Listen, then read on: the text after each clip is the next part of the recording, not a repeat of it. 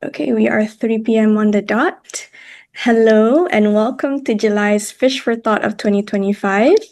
My name is Anis Khalid from WorldFish, and I am your host for today. In today's knowledge sharing episode, WorldFish continues to celebrate our 50th anniversary by extending the invitation list to welcome you, our external collaborators like Nusrat colleague, who have played a role in all of our work in food systems research and innovation. So welcome and do join the conversation happening online. Share who you are, where you're from, and how we have collaborated before. To those listening to this audio only, thanks for joining us podcast style. Happy to innovate with you on all forms of content. So before we begin, a bit of housekeeping rules to all audience members. We're all on the Zoom platform, so I'm sure that all of you are aware on how things work. But just a little bit of reminder, please switch off your cameras and microphones to avoid disrupting the speaker today. However, keep the conversation rolling in the chat, and you'll have a chance to voice your questions or commentaries during the Q&A at the very end. Now, today's conversation will take us to South Asia, where we're diving into a just concluded 5-year research and innovation journey that has contributed to how the region thinks about nutrition, aquaculture, and community-level food security. The project, titled Taking Nutrition-Sensitive Carp-SIS Polyculture Technology to Scale, funded by BMZ and GIZ, focused on the development and scaling of hatchery-based seed production for small indigenous fish species, or better known as SIS, which are often rich in micronutrients and play a crucial role in local diets and livelihoods. So you can see the very beautiful picture in the card on your screen, taken by none other than our speaker today. And you'll see a glimpse of that in his presentation. So this project is about the first scalable, nutrition-sensitive aquaculture innovation of its kind, and it's helping shape inland aquaculture systems that are not only productive, but also equitable and nutrition smart. As part of our treat today, we'll get to hear all about it. Okay, so now, as today's speaker gets ready to share their screen, it's my pleasure to introduce Dr. Sourabh Dubey, scientist and lead of the project. Dubey, as we all know him at WorldFish, will walk us through the project's key milestones, lessons learned, and how this work supports India's blue economy ambitions and contributes to WorldFish's broader efforts towards climate-smart, inclusive food systems transformation. Okay, Dubey, over to you. So thank you, Anish. I'm just sharing my screen, and good afternoon to everyone, and a very warm welcome to all of you. So as Anish mentioned, that I'll be presenting on the recently completed project called Taking Nutrition Sensitive Carp-SIS Polyculture Technology to Scale. And at its core, this project tackled a long-standing barrier in aquaculture sector, that is the lack of mass seed production technologies for key small indigenous fish species, or SIS. So overcoming this gap is crucial to accelerating the adoption of nutrition-sensitive aquaculture systems like Carp-SIS polyculture. So today I invite you to dive with me into a compelling story, one that revolves around small fish but has some big implications. So I'm sharing my screen right now. It's okay. Okay. So my title of the topic is The Tiny Treasures, Big Impact, the vital role of small indigenous fish in nutrition and livelihood. So scattered across the freshwater ecosystem of South Asia, small indigenous fish, or SIS, have played a vital role in nutrition, livelihoods, and biodiversity. So they are taxonomically diverse, small-sized freshwater fishes that typically grow not to more than 25 centimeters in length, and they thrive in a wide range of freshwater habitats like rivers, floodplains, ponds, rice fields, wetlands, and forming an essential part of the aquatic food webs. And their a daily dietary staple for millions in eastern and northeastern India as well as Bangladesh. And beyond their role in nutrition, SIS support the livelihoods of countless small-scale fishers and rural people who really rely on these tiny species for both food and income. So this SIS is a part of cultural heritage. So they are deeply intertwined into the cultural fabric of the riparian communities across South Asia. And for generations, they have symbolized tradition and identity and passed down to stories and customs. So they are called by many local names and reflect their linguistic and cultural diversity and carry a story of heritage and regional pride. These tiny species are also hold a revered place in the culinary landscape of South Asia. So SIS are forming the very backbone of countless traditional dishes that is either smoked or dried, curried or fermented. And as Anish told that SIS are really a micronutrient powerhouse. So this photo is very famous, and nutritionally really SIS are powerhouses, and they are rich in vital micronutrients like vitamin A, calcium, iron, zinc, iodine, selenium and essential fatty acids. And our previous studies have shown that several SIS such as mola, poolbarb, dhela, flying bug, etc., they contain significantly higher concentrations of essential micronutrients in comparison to commonly farmed species like carps and tilapia. And a unique nutritional benefit of SIS is that they are often consumed whole, so that including head, bones, and eye, so that they are the maximizing intakes of micronutrients are happening inside the body.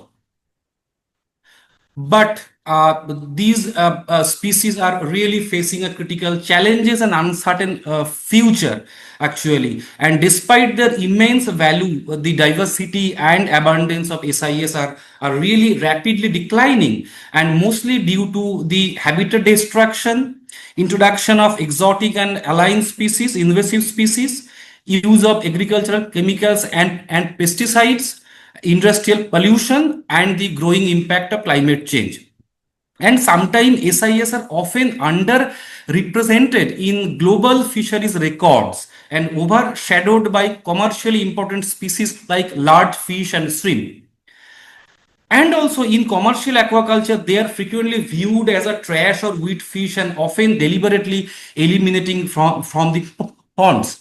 So as a result, so many SIS are become scarce and increasingly expensive. So these factors are limiting access for lower income people and threatening both nutritional securities and cultural foodways. Cultural foodways. Yet, their ecological and production value is often overlooked. When integrated into polyculture systems, SIS can significantly enhance the overall fish yield and help maintain the ecological balance of the pond. So from that thinking, the concept of nutrition sensitive aquaculture happened, and WorldFish is promoting this nutrition sensitive aquaculture approach that integrates micronutrient rich small indigenous fish into traditional carp-based polyculture system to improve the dietary quality and public health and the overall well-being of the aquaculture farming people. So over the past few decades, nutrition sensitive Carp-SIS polyculture has been promoted across various South Asian countries such as India, Bangladesh, Nepal, and Cambodia. But these strategies involves integrating SIS like mola and pool barb, often we call putti, in homestead carp polyculture ponds. And our past studies also showed that this method improves fish consumption, especially among women and children, and offers a low cost way to tackle malnutrition. But until now, these interventions relied heavily on the collection of wild seeds or mature brood stocks of SIS from natural water bodies and stock into the carp polyculture ponds where they reproduce naturally. And all these SIS are basically prolific breeders.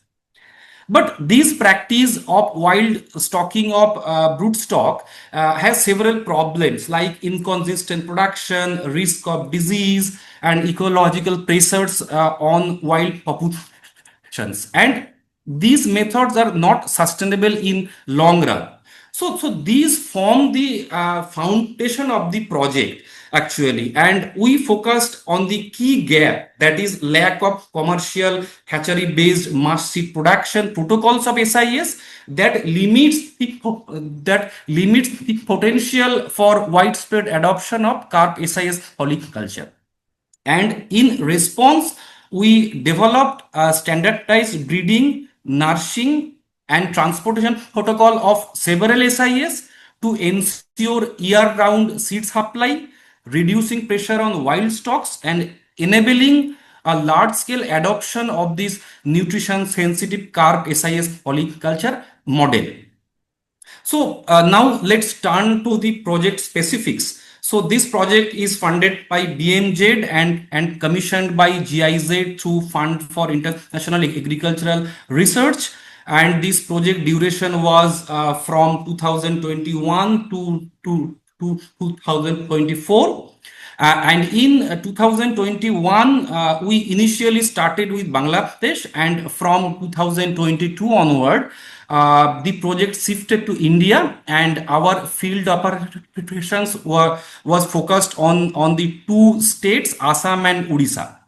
And you can see in the map of this geographic location of the two sites, project sites, and these two sites are quite different in their geography and culture, but they share one important feature, that is a strong connection to small indigenous fish species.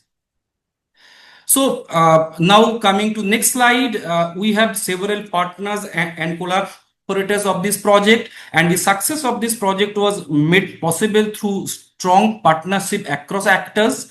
We closely worked with three private hatcheries for driving innovations in seed production.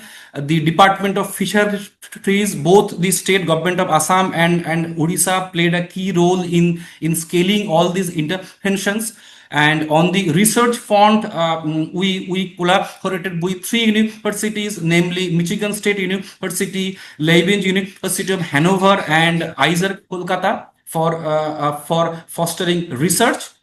And for wider outreach and adoption, we partnered with other GI project called SAFAL. So it's a global program on the sustainable fisheries and aquaculture of GI, and two local NGOs that focus on the community engagement. So we have selected some SIS species for the mass seed production based on the regional importance and community preference. So these are basically Mola, one of the champion species for nutrition sensitive aquaculture. Then two species of Putius, that is poolburb and swamburb. Tangra catfish, reba carp, and climbing parts, that is koi. So now I just move to basic breeding methodology. So now please see the view of our two partner hatcheries, and two partner hatcheries are also contrasting. So one is very sophisticated hatcheries in Odisha, and another is kind of very backyard type hatcheries or small scale hatcheries in Assam. So to start with, we first we first developed the breeding protocols and overview of the breeding protocols after the species selection, and we followed an integrated approach of induced breeding by combining hormonal administration and environmental manipulation. And basically we followed the basic steps of hatchery based induced breeding method of fish, that is normal broodstock pond preparation, then conditioning breeders, identifying mature males and female, then setting up the breeding environment, hormone administration, then spawning of egg and larvae, then harvesting of spawn or hatchling, then packaging and transport. But the SIS breeding are really challenging because their nature actually. So they are very fragile, very tiny, and very kind of difficult to handle. And you can't identify the mature male and female during their juvenile stage, and only you can identify during the stage of maturity. So SIS breeding needs and kind of careful handling. So to move with next slide. So we began our story first in Assam in 2022 and setting up our basic infrastructure, broodstock and nursery kind of ponds, laboratory facilities and more. Unfortunately, this farm was hit by two major floods within a single month and wiping out all of our initial efforts. So this was very tough for us, but it gives us a very valuable lesson. And it highlighted the importance of site selection and the need to design climate and energy smart hatcheries. So after this setback, we completely shifted our focus entirely to Odisha and rebuilt all our necessary infrastructure and restarted the work, and this time with greater resilience and preparedness.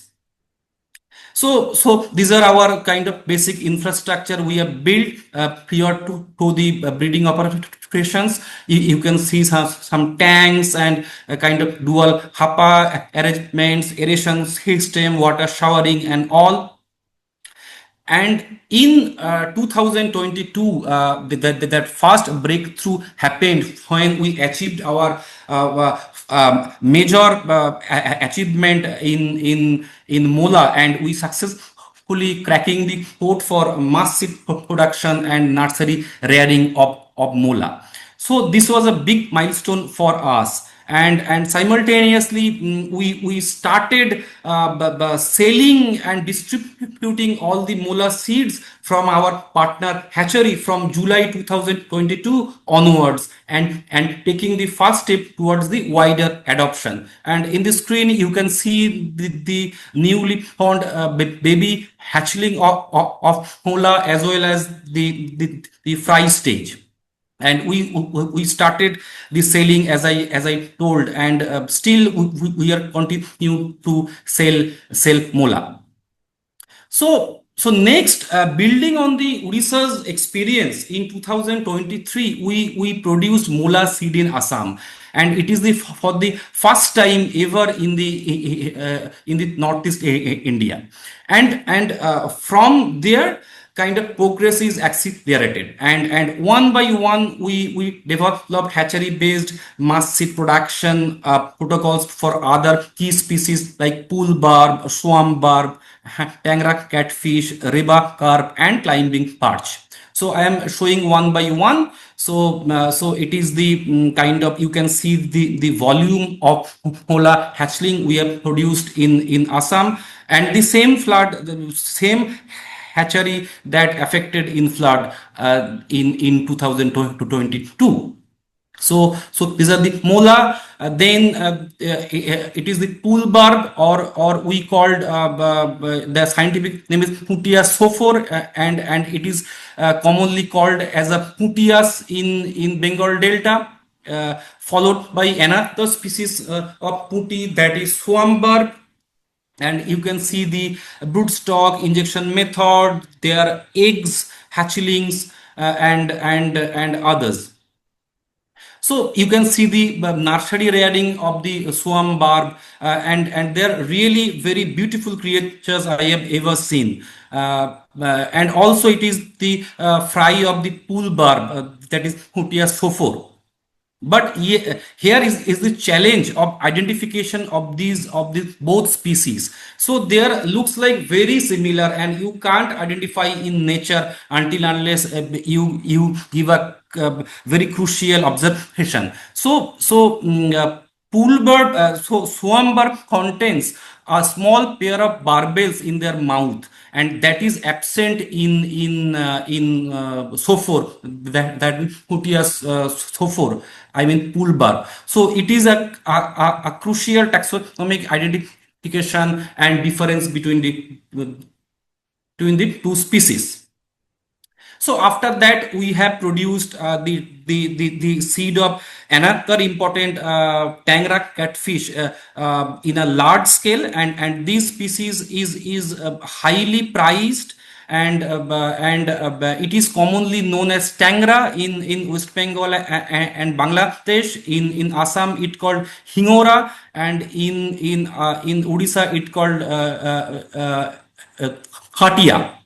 So you can see the eggs and hatchling we have produced.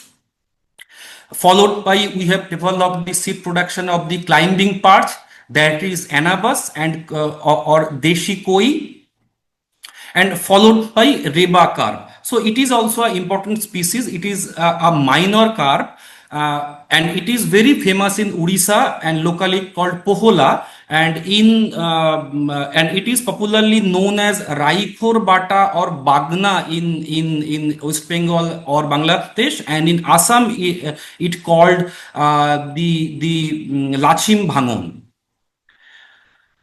So also we have developed the nursery rearing of the Reba carp to produce the fry, and you can see the volume of this fry production. So in total, through applied research and local innovation, we have developed simple and low-cost replicable hatchery protocols, and we produced over 53 million of SIS hatchlings across India and Bangladesh through our project partners and other collaborators. And by integrating SIS seed production into the existing carp hatcheries, we helped hatchery operators to diversify income, enhance aquatic biodiversity, and improve nutrition, especially women and children. Okay, so here is the end of the first chapter of the story. So we have developed the protocol, and now what next? So now I'll be telling what are the innovations made by this project. Actually, this project has backed by key innovations like multi-utility hatchery systems, mobile FRP tanks, and climate smart designs that keep energy and installation cost low. So now let's look at some of the key innovations we developed through our project. So one is a multi-utility conditioning cum spawning tank, a dual purpose system that saves space, uses less water, and reduces labor. It is efficient and ideal for small scale hatcheries. Aeration tower is a very important innovation. It is widely practiced in Bangladesh, but in India it is still in the infancy stage. So it is actually integrated with overhead water reservoir, and this tower actually pre-treats groundwater, that borewell water, and removing all the carbon dioxide and toxic gases from the water, and enriches with full of oxygen, and this oxygen rich water is passing down through all the breeding tanks and boosting the larval survival. And it is also cutting down the need for constant in-tank aeration by the electric supply. So that means less energy, better results. So followed by that, we have developed the mobile FRP conditioning cum breeding tank by considering the flood affected regions in Assam. So this portable tank actually has built-in aeration and frame for HAPA installation and offering kind of a controlled environment for spawning. So it is ideal for again the flood prone areas where the fixed hatcheries often get disrupted. And this system is low maintenance, energy efficient, and you can move this asset or relocate this asset during any extreme weather events and making it a climate smart solution. So after that, another innovations we have introduced in India, that is a cylindrical incubator for SIS breeding. So it is actually improves the breeding efficiency, cuts the water usage, and also it is helpful for carp species as well as the minor carp species. So together, all these innovations make SIS seed production more resilient, scalable, and farmer friendly. So we didn't stop here. Further, we have developed some business model of SIS hatchery. We have also figured out the economics behind the hatchery operations and tried to develop some business models. So there are four models we have conceptualized. So model one is upgradation of existing carp hatchery for SIS or mola seed production. The model 2 is the dedicated commercial hatchery for mola. Model 3 is the dedicated commercial multi-species hatchery for SIS. And last one is the integrated large-scale multi-species hatchery with research facilities. And all these four models have different kind of investment and specialization. So after that, we have started kind of rigorous training and knowledge sharing exercise. And we have implemented a series of multi-layer training and capacity building programs focus on SIS breeding and nutrition sensitive aquaculture across India. And these programs actually targeted a diverse group of stakeholders like hatchery owners, farmers, seed traders, women's self-help group, government extension officers, and researchers. So you can see these some snapshots of our various training in various places. So all of the pictures.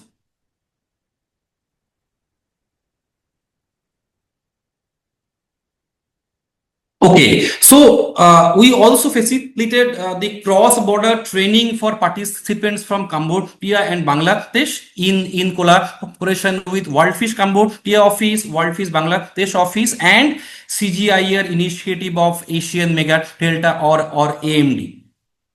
So we have trained them in India. So in total, throughout the various training sessions, workshops, and knowledge sharing events, we have directly reached over 2,700 individuals, and of whom 32% are women. So here I need to mention that the hatchery sector is heavily skewed on male. So increasing women's participation, particularly in breeding, can significantly enhance both productivity and sustainability. And women's natural caregiving skills translate well into hatchery management. And their inclusion, I believe, is not just equitable but also strategic. So now I come to the next slide. So what are the success stories of this project, and what success we achieved within the project life cycle? The first one is the success stories on the policy adoption and scaling. And we have a landmark policy integration. The government of Odisha adopted the WorldFish SIS hatchery business model under the World Bank funded Odisha Integrated Climate Resilient Agriculture Project and establishing 10 number of kind of mola hatcheries in the first phase. You can see the pictures.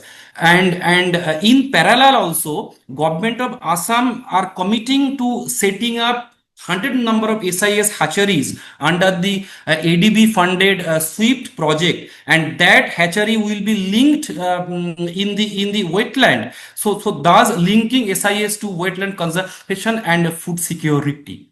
So I think these landmark decisions signal a rare kind of but powerful translation of grassroots innovations into the state policy action. The second success story is the South-South transfer of technology and scaling. The project's influence has expanded really beyond kind of borders, and in collaboration with WorldFish Bangladesh and as I mentioned, the CGR AMD initiative, Bangladeshi hatchery operators received intense training. So as a direct result, one newly trained hatchery successfully produced 2 million mola seeds in a single batch and cracking the code of SIS hatchery operations in Bangladesh. So I think it is an important milestone of this project and collaboration, and this initiative was further scaled through CGR scaling for impact program, and currently 12 number of hatcheries are producing SIS hatches mola in Bangladesh. And you can see these kind of pictures that recently bred mola in Bangladesh. Sorry. And also this the team also further localized the impact by adopting our climate smart mobile hatchery design, and they have adopted and scaled in Bangladesh, and also they made this design tailor made and integrated into the solar powered energy sources. So it is very wonderful innovations, and I believe that how science progress across the time and geography. And also, I should mention that we have secured another follow-up project funded by USAID through Fish Innovation Lab titled Commercializing SIS Seed Production in Bangladesh to achieve South-South commercial technology transfer in collaboration with WorldFish Bangladesh, Bangladesh Agriculture University and Michigan State University. And this project was initially set for January 2025 to December 2027, but unfortunately it stopped by USAID. Okay, so I am now kind of moving to next slides. Throughout the project period, we have developed an ample number of training manuals and knowledge products to enhance the knowledge of farmers, policymakers, and practitioners. And most of the training manuals, leaflets, and posters are bilingual. And you can see some of the cover pages here, and all are the species specific, and we have translated both in 3 languages, in Bangla, in Odia, and in Assamese. And one of the important achievement also that under the CGR initiative of AMD, that Bangladesh, WorldFish Bangladesh have adopted our the breeding manuals, SIS breeding manuals in English, and they make it a tailor-made and translated and distributed. All are in Bangla. So I think it is a fantastic internal collaboration between two countries and 2 programs, and here you can see the various breeding manuals as well as their culture and management. Okay, so Also, we have published a huge number of other knowledge products like journal articles, like book chapters, and various blogs, and web materials. And most of the important that our two flagship products is the photo book, and I request all of you to glance this book once. So it is a very well crafted, and you can experience the entire journey of this 5 years project, and also one documentary that also tells our entire journey. So the link will be provided in the chat box, and I am also requesting all of you to look this product once. Okay, so in total, we have produced almost 85 number of knowledge products, and under several categories like research papers, kind of book chapters, fact sheet, program reports, popular article, several multilingual training manuals and extension series, posters, conference abstracts, and training and event reports. We have also developed one project landing page, and all publications are uploaded there, and you can access all those kind of knowledge products anytime and from anywhere. Okay, so I am almost coming to end of my presentation. So what are our approach to scaling SIS in India? Okay, we overcome the critical bottleneck of hatchery based seed production protocol, and we also made into the policy integration. And I also mentioned that since the implementation of WorldFish India, WorldFish India is at the forefront to promoting nutrition sensitive aquaculture, and our approach is basically promoting Carp-SIS or carp mola polyculture into through women self-help group into the in the public water bodies we called Gram Panchayat ponds. Also, we are promoting homestead ponds polyculture of carp mola or carp SIS. We are also promoting that solar powered enterprises of hygienic dried fish production for better income and nutrition. We are also promoting integrating small fish into the rice fish system, and that is followed by integrating small fish into the wetland to improve productivity and support conservation. And most importantly, we are promoting small fish into the school feeding program, that is inclusion of dried SIS powder into his school meal for improving health and nutrition of children and their mothers. Okay, so what are the future directions of our effort? So we have done up to a certain stops, and we have miles to go. So immediately there are areas that we need to future.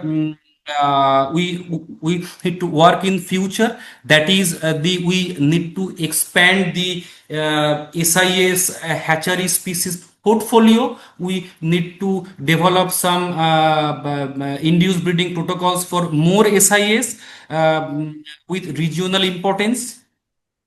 We need to explore the alternate breeding methods, because the hormonal induction is often very challenging and often it is a labor intensive. So the alternate breeding methods like natural breeding methods or hormonal immersion should be tried. We need to work on the scientific culture of Carp-SIS polyculture by introducing hatchery reared SIS seeds, and we need to optimize the stocking density to inform the better management practices. There are huge scope to integrate SIS into the wetland and open water fisheries to improve the productivity of small scale fisheries. And also we need to promote climate smart and water smart hatchery models by considering the growing impact of climate change. And lastly, we need to see the nutritional profiling of both farmed and wild SIS, and we have to look how we improve the nutritional quality of fish inside the pond. And also in policy fronts, we need to do some more actions like mainstream small fish into the national fisheries and nutritional policies, strengthen community based nutrition sensitive aquaculture, although it is going, but we need to strengthen and make it is a holistic approach. Also integrate SIS or SIS based product into the public nutrition programs, and we need to facilitate and engage more into the south knowledge exchange. And one point I didn't mention here, that I am sometimes dreaming to declare the state species of small fish.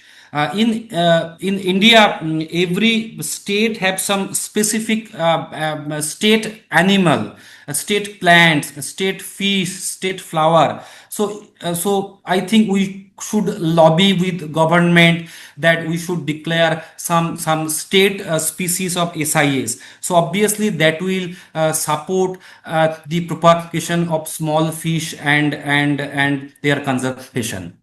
So I almost came to the end slide, and that is the acknowledgement. I must acknowledge the several pillars behind the project, and this project is a result of a dynamic collaboration among multiple stakeholders, that ranging from farmers to policymakers to universities to international development agencies. And we really gratefully acknowledge their active participation, insights, and contributions, which have been instrumental in driving the project success. And I must mention the name of Dr. Shakuntala Thilsted and Dr. Ben Belton, who are the who conceived the project and started implementing. And after that, I just started managing this project. And I must acknowledge the immense contribution made by Mr. Francois Raj, our fish breeding expert. He's a very veteran fish breeding expert, and he taught us in a such a way that our staffs are now very well prepared for small fish breeding. And I believe that most of the credits will goes to Raj.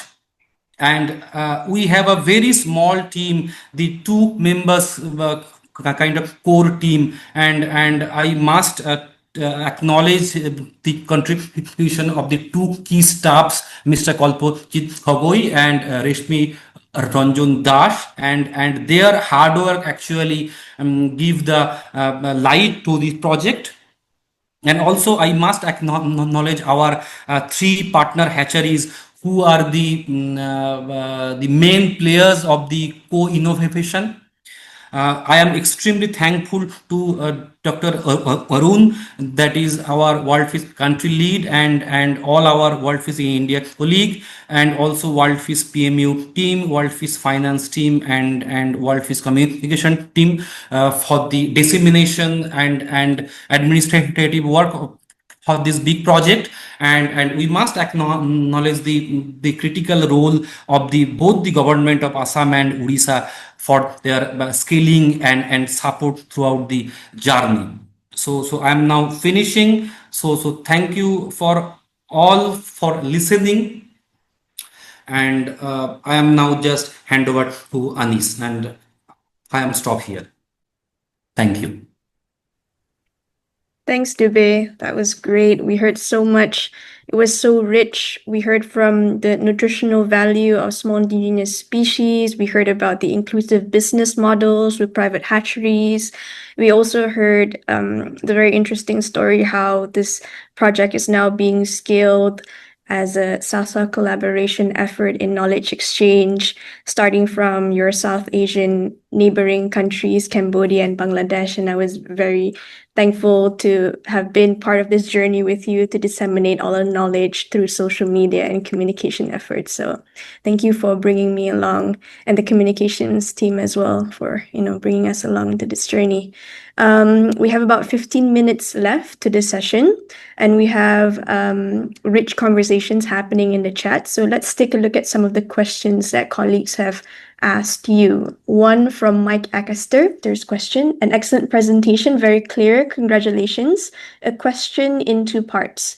Many of the SIS you describe are also known as self-recruiting species, SRS. Can natural breeding in ponds replace the need for induced breeding?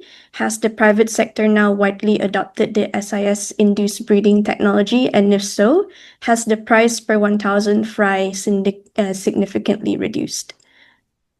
Or perhaps, Mike, would you like to turn on your camera and microphone and ask your question to Dubey directly? Yes, so let me find the question. Yeah, thanks. As I say, thanks very much for the presentation. It was very clear. Great to listen to it. I remember back in the late 1980s working with Ferry Raj. So it's great to hear that he's still there and still helping. Back then, he was helping with the mass production of Indian major carp. So that was a time when the government fish seed multiplication farms were starting in Chandpur, Raipur, Parbatipur, etc.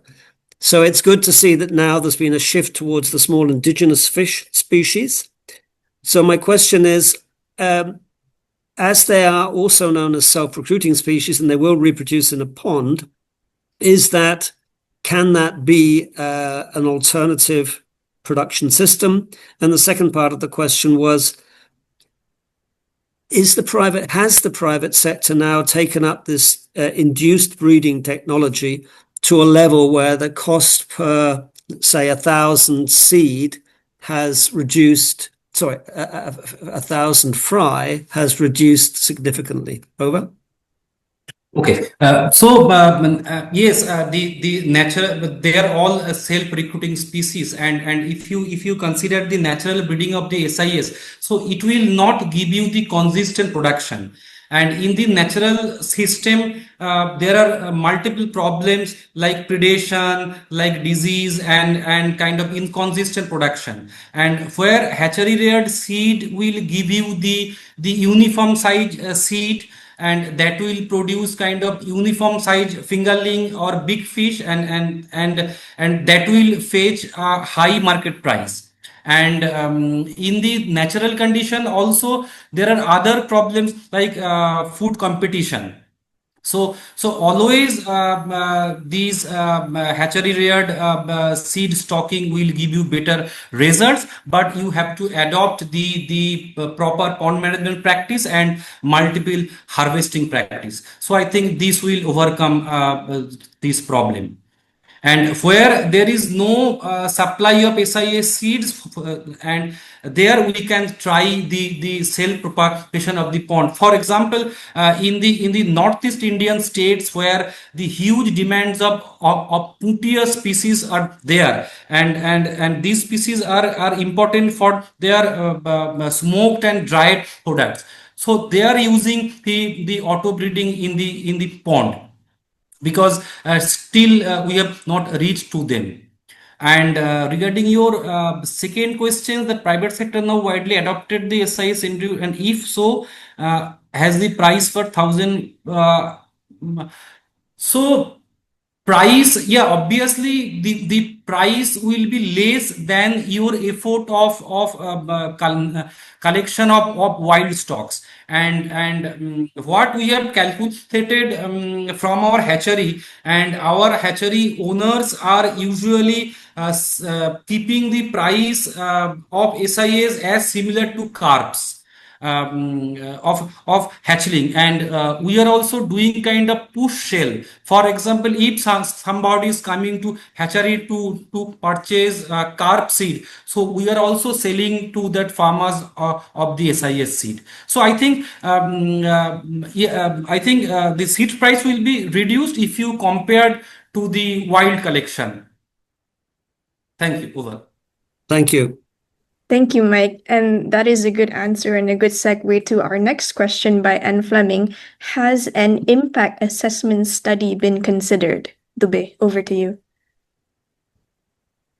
Yeah, good question, madam. So we can certainly consider. As the project is over, we have some limited efforts, but we will certainly consider the impact assessment. Arun sir, do you have any comment on it? And we made some assessment, like we have those we have sold the seed, we have surveyed and all. We have some impact assessment, but not in a large and rigorous scale. Arun sir? Yeah, actually, yeah. Greetings to all of you, and thank you for listening to the way a wonderful presentation today. Thank you. Congratulations. Thank you, sir. From what I see is that from impact assessment point of view, if we look, this project was so short time, and we were focused on immediate outputs and outcomes. So that was the thing. Now to see the impacts, what has happened after the project closed, that's a very good, very good thing for us to do, maybe 2-3 years down the line after the completion of the project, not immediately, to see where we are, how many new hatcheries have come up, or how many existing carp hatcheries have added one more section on SIS production, seed production. So this could be it. And also we can see how many new farmers have come up to go for carp SIS polyculture. So that is another place. And also we can look into the availability of SIS in the general fish markets. So how that is different compared to the baseline. So we need to have a structure study. We need to have a new funding for that. So definitely we can do it. Why not? A good idea. Thank you. Thank you, Arun. We have another question, which is a bit more technical and touches on the environmental side of this whole project. This person, XX, I wish I knew who you were. They asked, while we are scaling the SIS, how do we make sure that new SIS species introduced are not harming the local species if the SIS are foreign to the project site, or all SIS species are locally identified?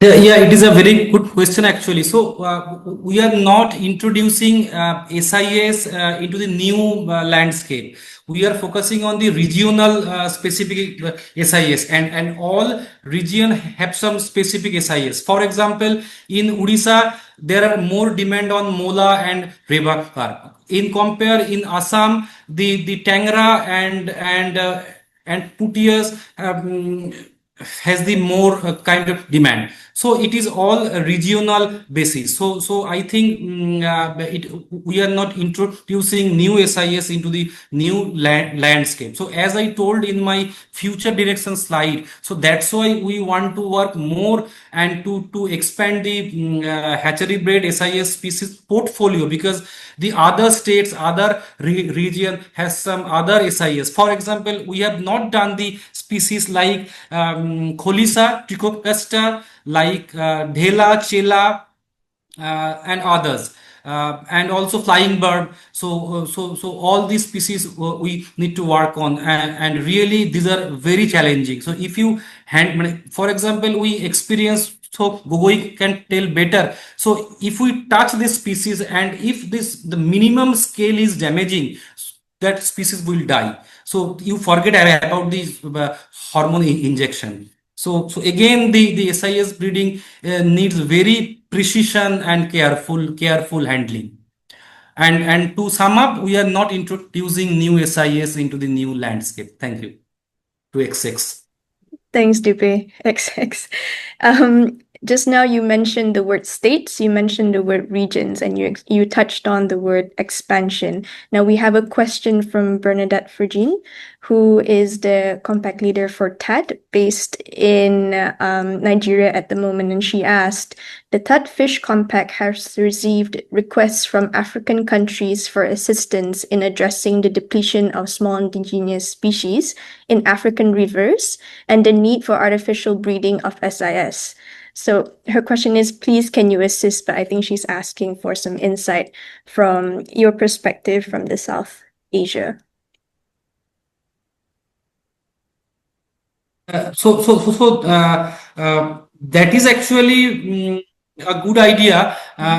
See, the basic breeding protocols, the basic science is almost kind of same, you know, and before breeding, you have to look there, you have to study their ecology, biology, breeding behavior, and habitats. And if you unlock this kind of the gray area of this species of breeding, so certainly we could develop the breeding protocols. And one thing I didn't go to the technical details. The one of the important innovations of our SIS breeding is that that is the dual HAPA system, hormone dilution.